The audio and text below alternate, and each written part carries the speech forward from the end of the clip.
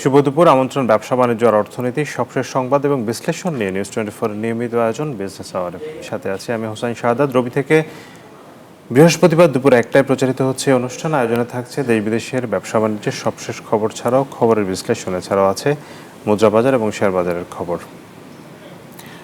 অন্তর্বর্তী সরকারের সমালোচনার পাশাপাশি ভালো দিকগুলো তুলে ধরার আহ্বান জানিয়েছেন অর্থ উপদেষ্টা ডক্টর সালেউদ্দিন আহমেদ। সোমবার 2025-26 অর্থ বছরের বাজেটে আয়কর, মূসক এবং কাস্টমস সংক্রান্ত গৃহীত কার্যক্রম নিয়ে আয়োজিত এক সেমিনারে এসব কথা বলেন তিনি। অর্থ উপদেষ্টা বলেন, সরকারের কোনো উন্নয়ন বা সংস্কার যাদের চোখে পড়ে না তারা আসলে অন্তর্দৃষ্টি দিয়ে দেখেন না। শুধু ভুল আর নেতিবাচক বিষয়গুলো না দেখে ভালো বিষয়গুলো দেখতে হবে। এনবিআরের একটি সুনাম রয়েছে উল্লেখ করে তা ধরে রাখার পরামর্শ দেন উপদেষ্টা। এই সময় 2025-26 কর বছরের রিটার্ন উদ্বোধন করেন তিনি।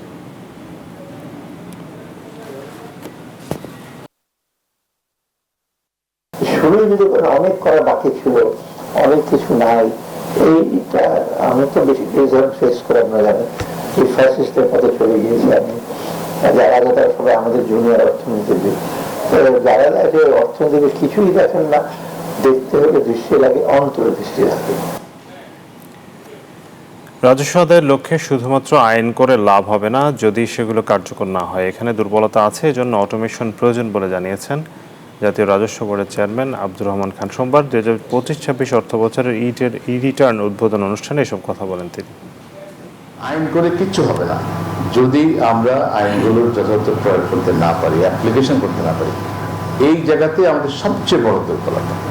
এই জিনিসটা যদি আমরা রিকগনাইজ করতে না পারি, সেই কারণে কিন্তু আমরা বেশি বেশি করে অটোমেশনের দিকে যাচ্ছি। আজকে আপনারা দেখেছেন আমরা অনলাইন ট্যাক্স রিটার্ন কম্পালসারি করে দিয়েছি। কেউ কেউ বলছে এটা খুব বেশি কঠিন হয়ে গেছে। আসলে ট্যাক্স পেয়ারদের জন্য এটা বড় সুবিধা হবে। ওনারা ঘরে বসে অনলাইনে রিটার্ন দিতে পারবেন, কোনো রকম কোনো ঝামেলা থাকবে না। রাজধানীর আগাউকে রাজস্ব ভবনে 2025-26 অর্থ বছরের বাজেটে আয়কর, মূসক এবং কাস্টমস সংক্রান্ত গৃহীত কার্যক্রম নিয়ে সেমিনার আয়োজন করেছে জাতীয় রাজস্ব বোর্ড। এ বিষয়ে বিস্তারিত জানাতে যুক্ত হবেন সহকর্মী রিয়াজ সুমন। রিয়াজ, আপনি সেখানকার বিস্তারিত আমাদেরকে জানাবেন। আর আজকে আমরা দেখেছি যে একটি প্রজ্ঞাপন জারি হয়েছে রাজস্ব বোর্ডের পক্ষ থেকে, এবং সেখানে বেশ কিছু বাজেটে যেসব কর কাঠামো নির্ধারণ করা হয়েছিল সেখানে বেশ কিছু পরিবর্তন এসেছে। মোটা দাগে বড় ধরনের কি কি পরিবর্তন এসেছে সেগুলো আপনি আমাদেরকে জানাবেন। আমাদের যারা নেটে নাই তাদেরকে নেটে আনবো,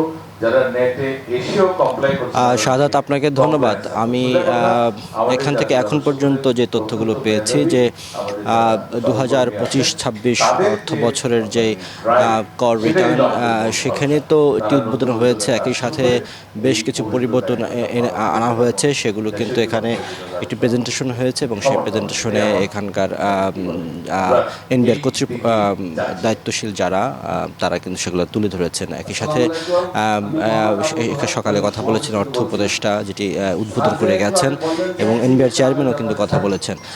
যে বিষয়টি এখানে মোটা দাগে বলা যায় যে বাজেটের 2025-26 অর্থ বছরের আমদানি রপ্তানি শুল্ক কর সংক্রান্ত গুরুত্বপূর্ণ কিছু পরিবর্তন এসেছে। সেই বিষয়গুলো আসলে আপনাকে মোটা দাগে জানাতে চাই। এখানে বেশ কিছু পরিবর্তন অর্থাৎ শুল্ক কর হ্রাস করা হয়েছে, যার মধ্যে উল্লেখযোগ্য কয়েকটি রয়েছে। পেট্রোলিয়াম পণ্য যেটি ক্রুড অয়েল, পেট্রোলিয়াম অয়েল, সেটি বিদ্যমান শুল্ক 8 থেকে কমিয়ে 5% করা হয়েছে। মোটর স্পিড এটি 10 থেকে 6% করা হয়েছে। হোয়াইট স্পিড সেটি 10 থেকে কমিয়ে 6% করা হয়েছে, এবং আরও লাইট ডিজেল ওয়েল সেটি 10 থেকে কমিয়ে 6% করা হয়েছে। হাই স্পিড ডিজেল ওয়েল সেটি 10 থেকে 6% করা হয়েছে, এবং একই সাথে লৌহ ইস্পাত সেখানে আমরা দেখতে পাচ্ছি যে বিদ্যমান শুল্ক রয়েছে যেটি সিডি 1000 পার মিটারে, সেটি কমিয়ে এখন করা হয়েছে এখানে 1200 করা হয়েছে পার মিটারে। একই সাথে আমরা দেখতে পাচ্ছি যে পটাশিয়াম সেটি পটাশিয়ামের উপরে 5% থেকে সেটি কমিয়ে শূন্য করা হয়েছে। তারপরে উইলো ওয়েট সেটিতে 5% থেকে 1%তে নামিয়ে আনা হয়েছে। ফ্রুট ব্যাগ 25 থেকে কমিয়ে 5 করা হয়েছে। এবং কাস্টমস ডিউটি এটি আমরা দেখতে পাচ্ছি যে এসেনশিয়াল ওয়েল যেগুলো সেখানে আমরা দেখতে পাচ্ছি যে 10 থেকে কমিয়ে 10 থেকে 25% বাড়ানো হয়েছে। এখানে একটু বেড়েছে। এলইডি পার্টস দেখতে পাচ্ছি যে 10-15 থেকে সেটি এখন 25% নিয়ে যাওয়া হয়েছে। মোটর পার্টস সেটি 10 থেকে 25% নেওয়া হয়েছে। ম্যান্থল সেটা আমরা দেখতে পাচ্ছি যে 5 থেকে বাড়িয়ে 10 করা হয়েছে। এবং হেলিকপ্টার আমরা দেখছি 0 থেকে 10 করা হয়েছে। সম্পর্ক শুল্ক হ্রাস এবং বৃদ্ধির একটি চিত্র এখানে তুলে ধরা হয়েছে। আমরা সেখানে দেখতে পাচ্ছি যে গার্মেন্টসে ফেব্রিক্সে সেটি দেখতে পাচ্ছি যে পূর্বের বর্তমান হার ছিল 20, সেটি এখন বর্তমান করা হয়েছে 10, অর্থাৎ 10% কমানো হয়েছে। এবং গার্মেন্টসে 45 থেকে 5% কমিয়ে সেটি এখন 40-এ করা হয়েছে। পেস্তা, তারপরে আপনার কুকড, আদারওয়াইজ নানান কিছু এগুলোতে 30 থেকে 20 করা হয়েছে। একই সাথে আমরা দেখতে পাচ্ছি যে আপনার ন্যূনতম মূল্য যুক্তিকরণ যে বিষয়গুলো আছে সেখানে আমরা দেখেছি WTO ভ্যালুয়েশন অ্যারেঞ্জমেন্ট এগ্রিমেন্ট, শুল্ক মূল্যায়ন বিধিমালা 2000 এবং জাতীয় ট্যারিফ নীতিমালা অনুযায়ী ন্যূনতম মূল্য স্বরূপ সেটি আমরা দেখতে পাচ্ছি যে কমানো হয়েছে। এবং ট্যারিফ মূল্য এবং ন্যূনতম মূল্য যুক্তিকরণ চলমান আছে, সেখানেও কিন্তু বেশ কিছু প্রস্তাব তুলে ধরা হয়েছে। ট্যারিফ মূল্য এবং ন্যূনতম মূল্য যুক্তিকরণের ক্ষেত্রে আমরা দেখতে পাচ্ছি যে চকলেটে প্রতি কেজিতে কেজি হিসেবে অর্থাৎ 4 টাকা থেকে 10 টাকা করা হয়েছে। লিপস্টিক 20 থেকে 40 টাকা করা হয়েছে। কাস্টমস আইনেও কিছু পরিবর্তন আনা হয়েছে। 2023 সালের যে কাস্টমস আইন সেখানে আমরা দেখতে পাচ্ছি বেশ কিছু ধারায় পরিবর্তন আনা হয়েছে। এবং ক্যাপিটাল মেশিনারিতেও পরিবর্তন আনা হয়েছে। কৃষিপণ্য, খাদ্য, পোলট্রি, ঔষধ শিল্প, API, অন্যান্য নানান খাতে কিন্তু বেশ কিছু পরিবর্তন আনা হয়েছে। অর্থাৎ 2025-26 অর্থ বছরের যেই বাজেটটি হয়েছে সেখানে এনবিআর পক্ষ থেকে বেশ কিছু কার্যকর পদক্ষেপ নেওয়া হয়েছে, যেগুলোতে অনেকগুলো জায়গায় শুল্ক কর কমানো হয়েছে এবং কিছু কিছু ক্ষেত্রে বাড়ানো হয়েছে। সব মিলে এখনো পর্যন্ত আমরা দেখতে পাচ্ছি সেমিনারটি চলছে এবং এরপরে হয়তো আমরা আরও বেশ কিছু আপডেট পাবো, জানাবো পরবর্তী অন্য কোনো বুলেটিনে। সাধারণত এই ছিল আমার কাছে এনবিআর থেকে সবশেষ তথ্য। রিয়াজ, আপনাকে অনেক ধন্যবাদ। খেলাপি ঋণ আদায়ে 70,000-এর বেশি মামলা ঝুলছে অর্থ ঋণ আদালতে। এসব মামলার বিপরীতে বাণিজ্যিক ব্যাংকগুলোর পাওনা ছাড়িয়েছে 2,32,000 কোটি টাকা। নিউজ 24 অনুসন্ধানে এমন তথ্য পাওয়া গেছে। আইনজীবীরা বলছেন, বাংলাদেশ ব্যাংকের কোনো প্রতিনিধি না থাকায় হাইকোর্ট একতরফা রায়ে স্থগিতাদেশ পেয়ে যাচ্ছে খেলাপি গ্রাহকরা। ফলে এসব ঋণ আদায় করতে পারছে না ব্যাংকগুলো। প্রয়োজনে আইন সংস্কার করে এসব টাকা আদায় করতে পারলে ব্যাংক খাত ঘুরে দাঁড়াবে বলে মত বিশেষজ্ঞদের। মিনা ফেরদৌসের রিপোর্ট। ঋণ নিয়ে ফেরত না দিয়ে খেলাপি হয়েছেন অনেক ঋণ গ্রহীতা, কিন্তু ব্যাংক সে অর্থ আদায় করতে পারছে না, কেননা উচ্চ আদালতে মামলা করে একতরফা স্থগিতাদেশ নিয়ে রেখেছে গ্রাহক। তেমনই একটি অ্যাম্বার গ্রুপ তৈরি পোশাক, তুলা, তথ্য প্রযুক্তি সহ 15টি কোম্পানির এই শিল্প গ্রুপের। এর মধ্যে 11টি কোম্পানি এবং একই ব্যক্তি মালিকানাধীন আরও 5টি কোম্পানি মিলিয়ে প্রায় 13,500 কোটি টাকার ঋণ খেলাপি ঠেকাতে উচ্চ আদালত থেকে স্থগিতাদেশ নিয়েছে কোম্পানিটি। এতে টাকা আদায় করতে পারছে না 16 ব্যাংক এবং 7 নন ব্যাংকিং আর্থিক প্রতিষ্ঠান। শুধু অ্যাম্বার গ্রুপই নয়, খেলাপি থেকে বাঁচতে আদালত থেকে স্থগিতাদেশ নিয়েছে 890 প্রতিষ্ঠান ও 117 ব্যক্তি, যার বিপরীতে ব্যাংকের পাওনা 1,63,000 কোটি টাকা। যেটা মিসইউজ করে আইনটাকে, তারা মনে করে ঠিক আছে অকশন হলে হবে, আমি ব্যাংকে বুড়ো আঙ্গুল দেখে সে দেখে গেছে যে ঠিক আছে আমরা হাইকোর্টে চলে যাচ্ছি। হাইকোর্টে যে তারা একটা রং ইমপ্রেশন ক্রিয়েট করে জাজ সাহেবদের সামনে তাদের নিজেদের অবস্থানের ব্যাপারে। প্রবলেমটা যেটা হয় কি, যখন এই মামলাটা হয় তখন ব্যাংকের পক্ষের আইনজীবী থাকেন না, এটা মোশনে মামলাটা হয়। বাংলাদেশ ব্যাংকের হিসেবে এখন পর্যন্ত ব্যাংকিং খাতে খেলাপি ঋণের পরিমাণ 5,30,000 কোটি টাকা, কিন্তু স্থগিতাদেশ পাওয়া ঋণ যোগ করলে প্রকৃত খেলাপির অঙ্ক দাঁড়ায় 6,93,000 কোটি টাকার বেশি। তবে ঋণ পুনরুদ্ধারে বিচারিক প্রক্রিয়ার অগ্রগতি নেই খুব একটা। বড় ঋণ খেলাপি তারাই তো আমাদের যদি দেখেন যে ঋণ খেলাপি 80%ই কিন্তু এই বড় ঋণ খেলাপিরাই তাদের কাছে এই ঋণটা খেলাপি হয়ে আছে। কাজে এদের কাছ থেকে ঋণটা আদায় করাটাই সবচেয়ে পরিস্থিতিটা পাল্টি দিতে পারে যদি এদের কাছ থেকে ঋণ খেলাপি ঋণটাকে আমরা উদ্ধার করতে পারি। কাজে এখানেই আমাদের ব্যবস্থাগুলো শুরু করতে হবে। বিশ্লেষকরা বলছেন এমন পরিস্থিতিতে ব্যাংক খাতের স্থিতিশীলতায় বড় ধরনের হুমকি তৈরি করছে। তাই আইন পরিবর্তন করে হলেও টাকা আদায়ে জোর দেওয়ার পরামর্শ তাদের। ডিফল্টাররা যাতে আইনের ফাঁক গলে স্টে অর্ডারের সাহায্য নিয়ে যাতে তাদের ঋণ কার্যক্রম অব্যাহত না রাখতে পারে সেই জন্য প্রয়োজনীয় আইনি পদক্ষেপ বাংলাদেশ ব্যাংক গ্রহণ করবে। স্টে করে অর্ডারগুলোর বিরুদ্ধে নিয়ম মাফিক আমরা আমাদের ব্যাংক থেকে যে আইনি পদক্ষেপ নেওয়া দরকার সেই আইনি পদক্ষেপ নিয়েছি। রিড করতে গেলে তাকে একটা সার্টেন পোর্শন টাকা জমা দিয়ে তারপরে রিড করতে হবে এবং নিশ্চিত করতে হবে এটা। বিচারিক প্রক্রিয়া ও উচ্চ আদালতের স্থগিতাদেশ মিলিয়ে প্রায় 3,95,000 কোটি টাকার ঋণ আটকে আছে। মিনা ফেরদাউস, নিউজ 24, ঢাকা। দর্শক, একে তো খেলাপি ঋণ বাড়ছে, অন্যদিকে এসব ঋণ আদায়ে নানান ধরনের প্রতিবন্ধকতা, বিশেষ করে এই যে আদালতের রায়ে যেসব খেলাপি ঋণ আটকে আছে সেগুলো আদায় করতে পারছে না ব্যাংকগুলো। এইটা আসলে এখন এই মুহূর্তে বড় চ্যালেঞ্জ দেশের অর্থনীতিতে। কি করা উচিত আমরা আলোচনা করতে চাই। আমাদের সাথে যুক্ত হয়েছেন বিআইবিএম এর সাবেক মহাপরিচালক জনাব তৌফিক আহমেদ চৌধুরী। আমি স্বাগত জানাচ্ছি জনাব তৌফিক।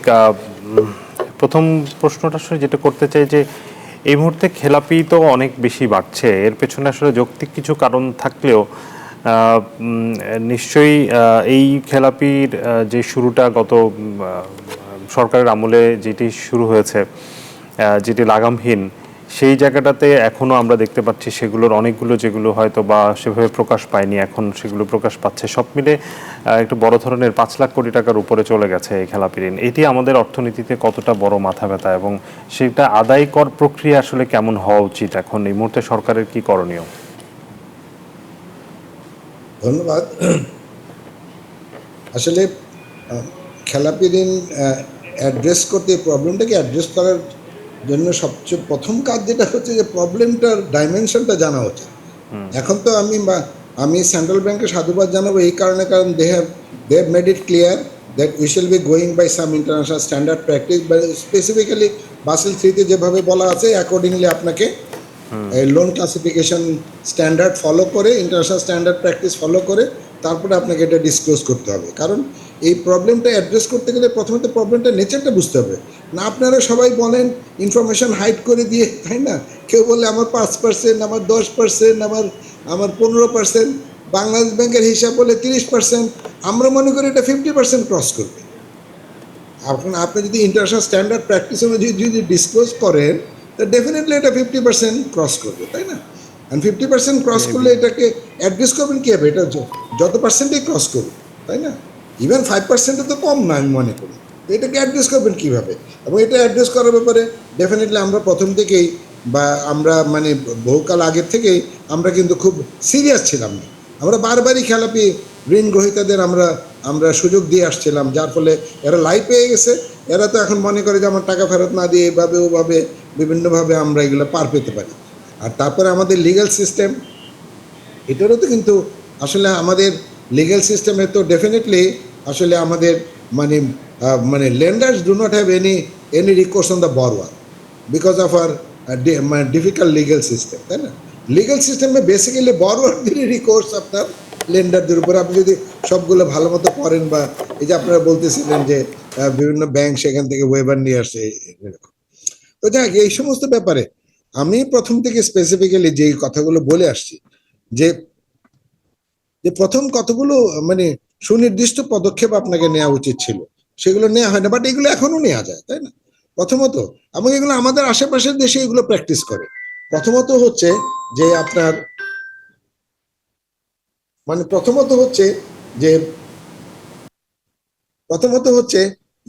আপনার এই প্রত্যেকটা ব্যাংকে আপনার সেন্ট্রাল ব্যাংকে রিপোর্ট করতে হয়। যেমন রিজার্ভ ব্যাংক অফ ইন্ডিয়ার যে রুলস, সেটা হচ্ছে ব্যাংকগুলো যখন রিপোর্ট করবে টু দ্য সেন্ট্রাল ব্যাংক, তখন ব্যাংকগুলোকেই আসলে আপনার বলে দিতে হবে যে কতটা ইচ্ছাকৃত ঋণ খেলাপি, কতটা অনিচ্ছাকৃত ঋণ খেলাপি। This is the first thing. আচ্ছা, তাহলে তখনই আপনার ডিভিশনটা হয়ে যায়, এবং যে কোনো আপনার ঋণ খেলাপিদের পুরো ম্যাক্রো ইকোনমিক্যালি যখন নাকি এগুলোর উপরে কোনো অ্যাটাক করতে যাবেন, তখন এটাকে দুই ভাগ করে নেওয়াটাই বেটার, কোনটা ইচ্ছাকৃত কোনটা অনিচ্ছাকৃত। কারণ অনিচ্ছাকৃত ঋণ খেলাপিরা এরা হয়তো বিভিন্ন কারণে, ম্যাক্রো ইকোনমিক রিজনসের জন্য, অথবা তার আয়ের পায়নি, অথবা র মেটেরিয়াল সাপ্লাই ঠিক মতো ছিল না, সেই জন্য হয়তো সে ডিফল্ট করে যায়। ওগুলো কারণগুলো খুঁজে বের করে সেগুলোকে আমরা প্রপারলি অ্যাড্রেস করতে পারি। কিন্তু যেগুলো ইচ্ছাকৃত, যারা ঋণটা নিয়েছে মেরে দেওয়ার জন্য, তাদের তো এইরকম ভাবে আপনি এত মানে তোষামদি করে তার কাছ থেকে টাকা পয়সা আদায় করতে পারেন, তার কাছ থেকে অ্যাডমিনিস্ট্রেটিভ মেজার্সে যাওয়া লাগবে, তাই না? তাকে আর কোনো সুযোগ সুবিধা দেওয়া হয় না। আমার স্পষ্ট মনে আছে 2015 সালে যখন নাকি ব্যাংকগুলো সব বড় বড় ঋণ যখন রিস্ট্রাকচার করলো, তখন প্রত্যেকটা বড় বড় ঋণ খেলাপি ওরা কমিটমেন্ট করেছিল যে ভবিষ্যতে আর জীবনেও তারা কোনো ধরনের রিস্ট্রাকচারের জন্য আসবে না। কিন্তু তারপরে নির্বাচন হয়ে গেল, নির্বাচনের পরে আমাদের নতুন ফাইন্যান্স মিনিস্টার আসলেন, নতুন ফাইন্যান্স মিনিস্টার এসে প্রথম পদক্ষেপে নিলেন উনি কিভাবে তাদেরকে একটা ওয়ে আউট দেওয়া যায়। আমি আশ্চর্য হয়ে গেলাম ওনার কথা শুনে। তাহলে 2015 সালে গিয়ে কেন রিস্ট্রাকচার করা, তাই না?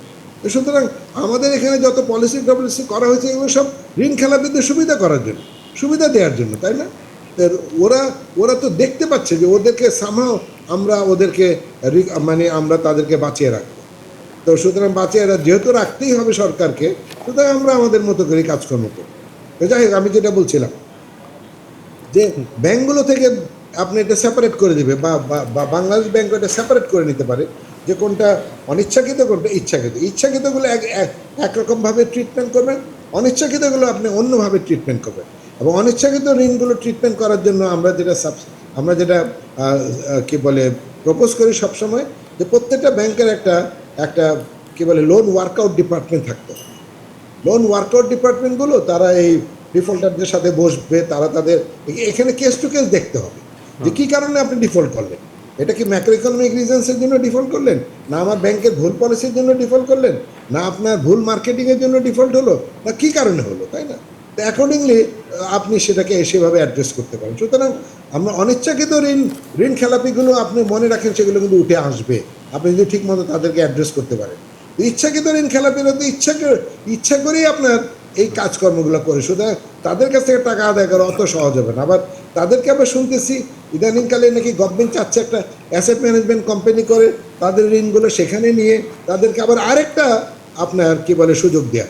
এটা ইট মাস্ট বি স্টপড, তাদেরকে আর কোনো মানে ফার্দার সুযোগ দেওয়া হবে।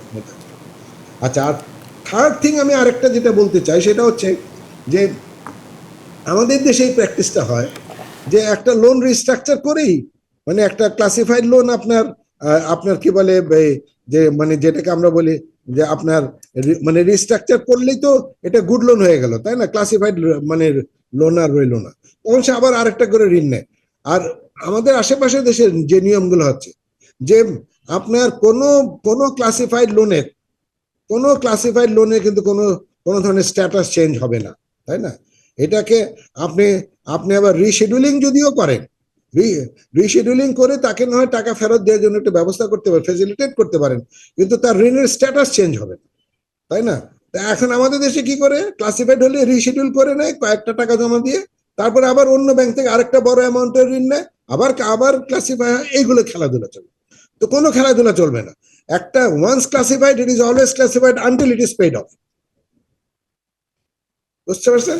সুতরাং আমাদেরকে ওই পথে যাওয়া উচিত। স্যার, যারা ইচ্ছাকৃত খেলাপি হচ্ছে এবং তাদের তো উদ্দেশ্যই থাকে আসলে তারা এই ঋণটা পরিশোধ করবে না, সেক্ষেত্রে সেটির কি কোনো সিমটম আসলে ব্যাংকগুলো বোঝে কিনা? যে মানে ব্যাংকগুলো খুব ভালো মতো জানলে জিজ্ঞেস করেন, জি, সেক্ষেত্রে খুব ভালো মতো জানে কোন টাকাটা ফেরত আসবে, কোন টাকাটা আসবে না। ওরা চেহারা দেখে বলে দিতে পারে এইটা দিস ইজ নট ট্রু, তাই না?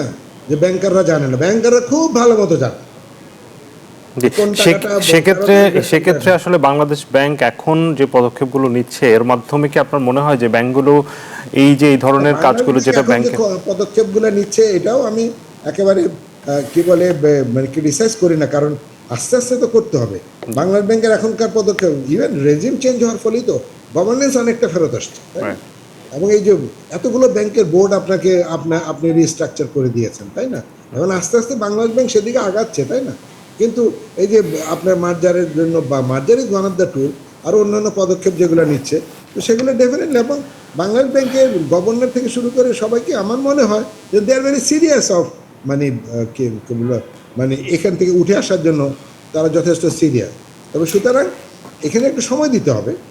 জি, এবং আমরা একটা জিনিস স্যার লক্ষ্য করলাম যে নতুন যে মুদ্রানীতি দেওয়া হয়েছে সেখানে ব্যাংক ঋণের যে প্রবৃদ্ধি বেসরকারি খাতে সেটি কমানো হয়েছে, এবং সেটির ব্যাপারে যখন গভর্নরকে প্রশ্ন করা হয়েছে তিনি বললেন যে এর মাধ্যমে যে বিনিয়োগ ক্ষতিগ্রস্ত হবে কিনা। তিনি বলেছেন যে আসলে আগে যেটি করা হতো যে বেশিরভাগ ঋণ নেওয়া হতো পরিশোধ না করার জন্য, যেহেতু সেই পরিস্থিতি এখন নেই, এখন সেই ধরনের একই প্রতিষ্ঠানকে অনেক বেশি পরিমাণে লোন দেওয়ার সেই সুবিধাটাও নাই।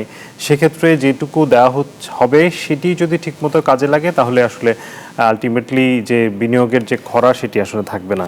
আপনিও কি তাই মনে করেন? এটা ঠিক, এটা আমি একমত। কারণ আসলে তো গভর্নেন্স ফেরত আসার ফলে এমনিতেই তাদের ডিমান্ড ফর ক্রেডিট একটু কমে গেছে। কারণ আগে তো ও লাগতো 100 টাকা, সে তো চাইতো 500 টাকা, এবং 500 টাকায় সে নিয়ে যেত। এখন তো গভর্নেন্স একটু ফেরত আসার ফলে অন্তত সেই জিনিসটা আর হচ্ছে না। তো যার ফলে আসলে এইটাকে মনে হচ্ছে যেন আমরা প্রাইভেট সেক্টরের ক্রেডিট আমরা কম দেওয়ার জন্য ইন্টারেস্ট, তা না। আসলে এমনিতেই একটা চেক এন্ড ব্যালেন্স চলে আসছে।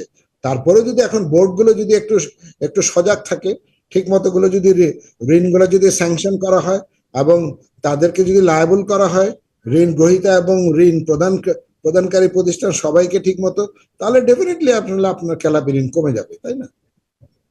তো আর তাছাড়া এখন যদি আপনি যদি ধরেন এই প্রাইভেট সেক্টর ক্রেডিট গ্রোথ যদি আপনি বাড়াতে চান, তাই না, আমাদের এই যে মনিটারি পলিসিতে পাবলিক সেক্টর ক্রেডিট গ্রোথ কত আছে দেখেন, মোর দেন 20% না, তাই না?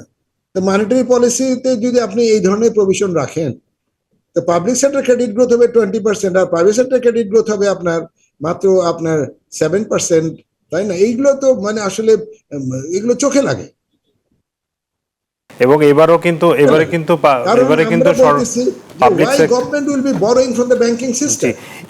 এবারও কিন্তু স্যার এটি বাড়ানো হয়েছে, এই লক্ষ্যমাত্রা গতবারের চেয়েও বাড়ানো হয়েছে, যেটা আশা করা হচ্ছিল যে ব্যাংক খাত থেকে আসলে সরকার নির্ভরতা হয়তো কমানো হবে, সেই জায়গাটাতে আবারও একই পথে যাচ্ছে। স্যার আমরা শেষ করব, তবে তার আগে একটি প্রশ্ন করতে চাই যে সরকারের তো 1 বছর পূর্ণ হচ্ছে আগামী 8 তারিখে।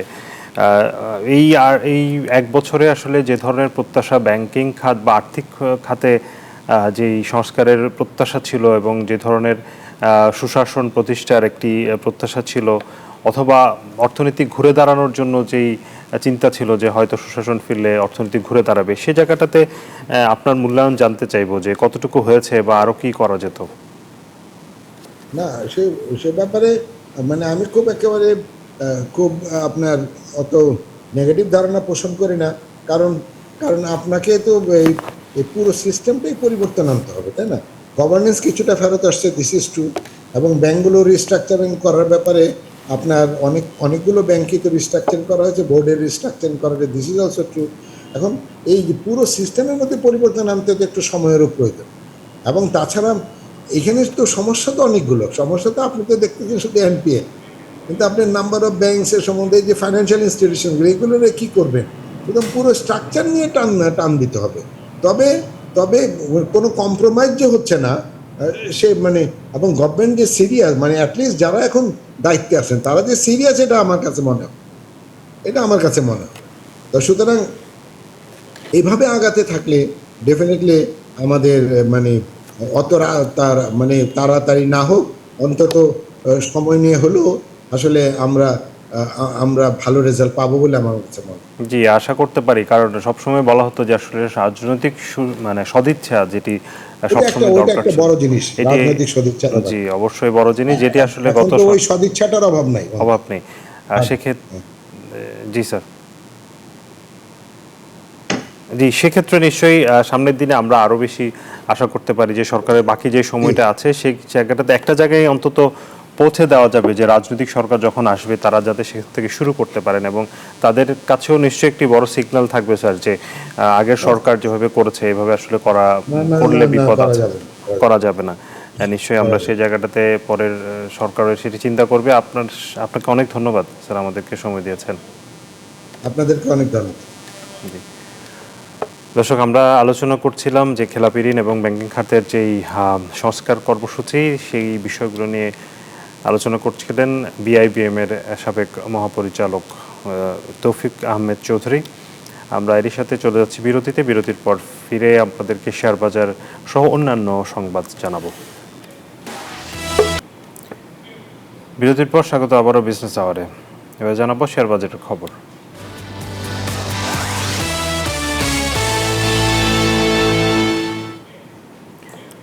ঢাকা স্টক এক্সচেঞ্জের ওয়েবসাইট থেকে জেনে নিব পুঁজিবাজারের এই মুহূর্তের লেনদেন পরিস্থিতি। দীর্ঘদিন পর নেতিবাচক ধারায় আজকে সকাল থেকে লেনদেন চলছে। আমরা দেখতে পাচ্ছি ঢাকার পুঁজিবাজার ডিএসইএক্স ইন্ডেক্স 37 পয়েন্ট কমেছে, অবস্থান করছে 5498 পয়েন্টে। সরিয়া ইন্ডেক্স কমেছে প্রায় 6 পয়েন্টের মতো, অবস্থান 1187। ডিএস30 অবস্থান 2130, কমেছে প্রায় 20 পয়েন্ট। লেনদেনও গতকালের চেয়ে আমরা যদি দেখি বেশ খানিকটা কম। এখন পর্যন্ত 681 কোটি টাকা লেনদেন হয়েছে। লেনদেনে অংশ নেওয়া কোম্পানিগুলোর মধ্যে বেশিরভাগ কোম্পানির শেয়ারের দাম কমেছে। 185টির কমেছে, বেড়েছে 152টির এবং অপরিবর্তিত আছে 57টি কোম্পানির শেয়ারের দর। জানাবো মুদ্রা, স্বর্ণ এবং রূপার বাজারের আপডেট। প্রথমেই মুদ্রা বাজারের পরিস্থিতি যদি দেখি, আগের মতোই আছে। মার্কিন ডলার 122 টাকায় কিনে 123 টাকায় বিক্রি করা হচ্ছে। ইউরোর কেনা দর 135, বিক্রয় 140। পাউন্ড কেনা হচ্ছে 155 টাকায়, বিক্রয় 162। চীনা ইউয়ান 15 টাকা 50 পয়সা কিনে 17 টাকা 30 পয়সায় বিক্রি করা হচ্ছে। সৌদি রিয়ালের কেনা দর 20 টাকা, বিক্রয় 32 টাকা। ভারতীয় রুপি কেনা হচ্ছে 1 টাকা 38 পয়সায়, বিক্রয় 1 টাকা 45 পয়সা। সোনার দরদাম জানাতে চাই। 22 ক্যারেট সোনা এই মুহূর্তে প্রতি ভরি 1,71,600 টাকায় বিক্রি হচ্ছে। 21 ক্যারেটের দাম পড়ছে 1,63,797। 18 ক্যারেট কিনতে গুনতে হচ্ছে 1,40,399 এবং সনাতন সোনা বিক্রি হচ্ছে 1,16,126 টাকায় প্রতি ভরি। যদি রূপার দরদাম দেখি, 22 ক্যারেট রূপা 2,811 টাকায় বিক্রি হচ্ছে। 21 ক্যারেটের দাম 2,683 টাকা। 18 ক্যারেট 2,298 এবং সনাতন রূপা বিক্রি হচ্ছে 1,726 টাকা। দর্শক, আমাদের কাছে আরও সংবাদ আছে দেশ ও বিশ্ব বাণিজ্যের, তবে তার আগে নিচ্ছি বিরতি। বিরতির পর ফিরছি। স্বাগত আরেকবার, দেখছেন বিজনেস আওয়ার। এবারে জনপদের শিল্প ও বাণিজ্যের খবর।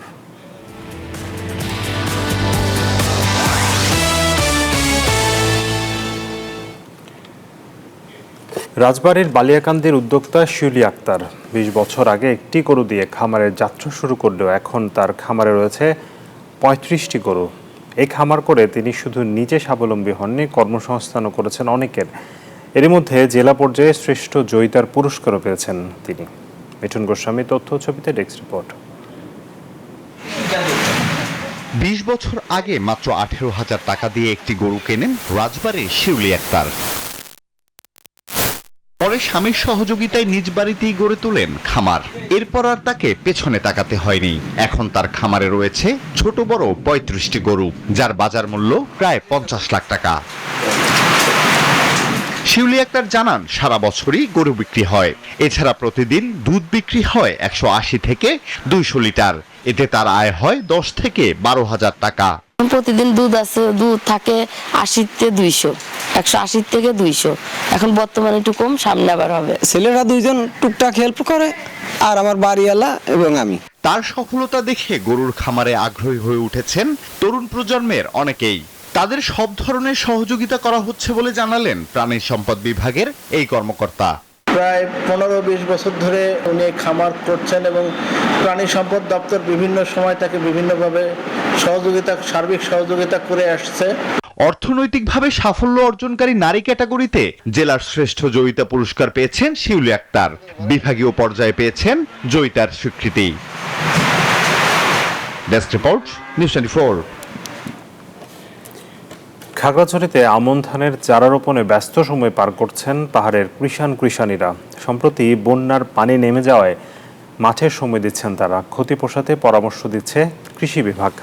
খাগড়াছড়ি থেকে জহুরুল আলমের পাঠানো তথ্য ছবিতে টেক্সট রিপোর্ট।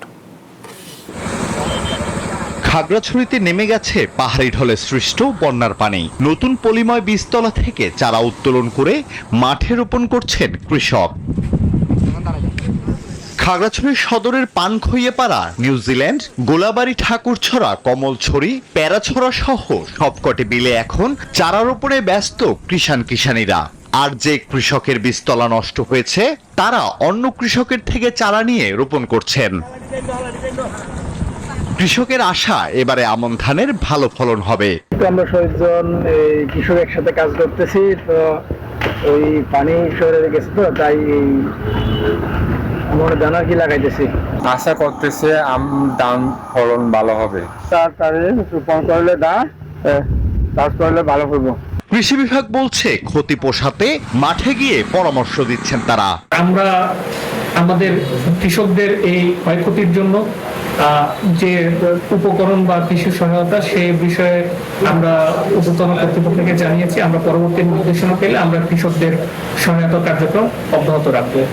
এবার জেলায় ৪,৩৯৫ হেক্টর জমিতে আমন চাষ করা হয়েছে, আর উৎপাদন লক্ষ্যমাত্রা ২৯,০৫০ হেক্টর, জানায় কৃষি বিভাগ। Desk report, news 24।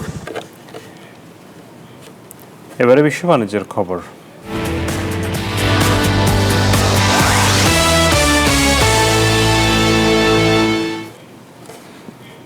মার্কিন প্রেসিডেন্ট ডোনাল্ড ট্রাম্পের আরোপিত ৩৯% আমদানি শুল্কের কারণে সুইজারল্যান্ডে অর্থনৈতিক মন্দার সংখ্যা দেখা দিয়েছে।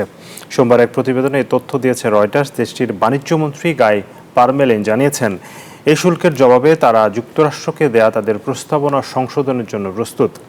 ট্রাম্পের এই সিদ্ধান্তে হতবাক হয়েছে সুইস শিল্প সমিতিগুলো। এর ফলে কয়েক হাজার চাকরির ঝুঁকি তৈরি হতে পারে বলে সতর্ক করেছে তারা।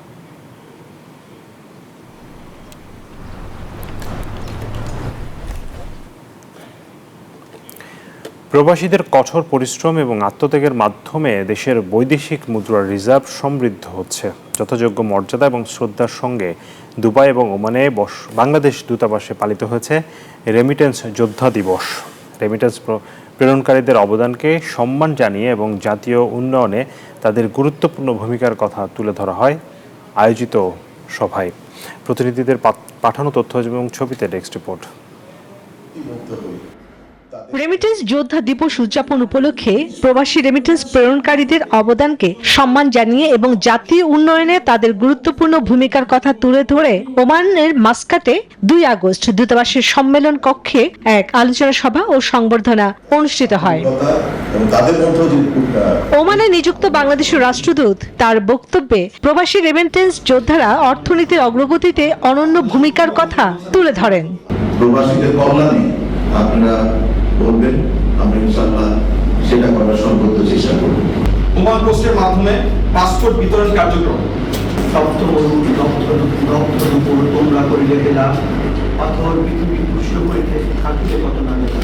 সংযুক্ত আরব আমিরাতের দুবাইয়ে বাংলাদেশ কনসুলেটের আয়োজনে ২রা আগস্ট যথাযোগ্য মর্যাদায় উদযাপন করা হয়েছে রেমিটেন্স যোদ্ধা দিবস। শুরুতে জুলাই আগস্ট গণ আন্দোলনে শহীদদের আত্মার মাগফিরাত কামনা করে ১ মিনিট নীরবতা পালন করা হয়। পরে অনুষ্ঠিত হয় আলোচনা সভা সহ অন্যান্য অনুষ্ঠান।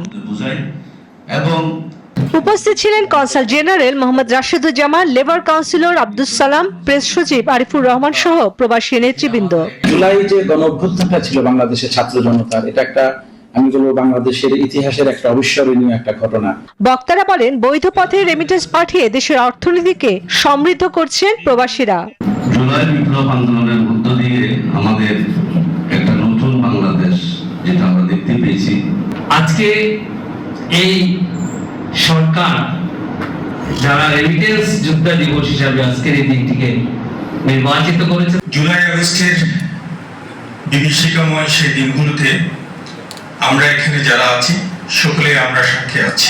নানা প্রতিকূলতার মধ্যেও রেমিটেন্স যোদ্ধাদের এই পরিশ্রম জাতির জন্য গর্বের। দেশের অর্থনীতিতে প্রবাসীদের এই অবদান অনন্য দৃষ্টান্ত হয়ে থাকছে। Desk report, news 24। দর্শক, এই ছিল বিজনেস আওয়ারের আজকের আয়োজনে। সাথে থাকার জন্য ধন্যবাদ সবাইকে।